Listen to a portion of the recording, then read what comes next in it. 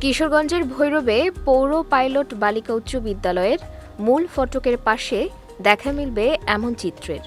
রাস্তায় বসে এক লোক চক, ইটের টুকরো, কয়লা ও কয়েকটি সবুজ কচু পাতা দিয়ে আঁকছেন এমন নান্দনিক চিত্রকর্ম।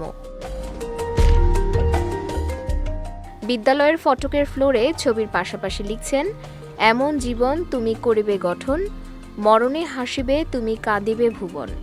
শত ব্যথার মাঝেও যে হাসে, সে হাসি অনেক দামি। নেটে যেগুলো দেখেন, বাস্তবে তা দেখুন। এমন নানা বাস্তববাদী উক্তি। তার এমন কর্মকাণ্ড দেখে বিস্মিত পথচারীরা।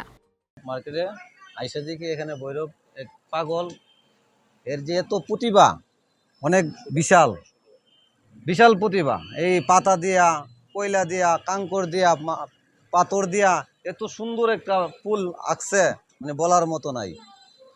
এই দৃশ্য সারা বাংলাদেশ আমার মনে হয় ছড়াইয়া দেওয়া উচিত। পাগলে অত সুন্দর লেখা, তার ভিতরে আল্লাহর কি রকমত দিছে বলতে পারি না।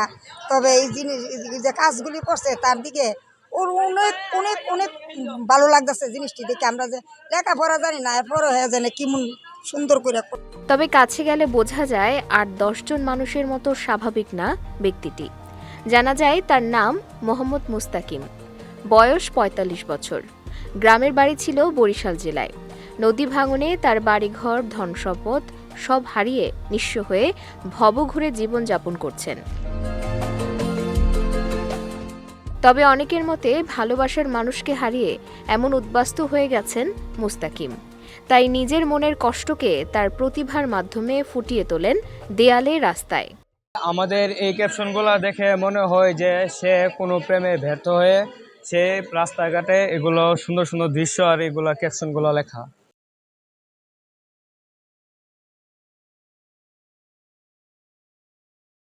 মানসিক ভারসাম্যহীন এই যুবকের প্রতিভা দেখে মুগ্ধ হয়ে প্রশংসা করছেন পথচারী থেকে শুরু করে স্থানীয় নারী পুরুষ।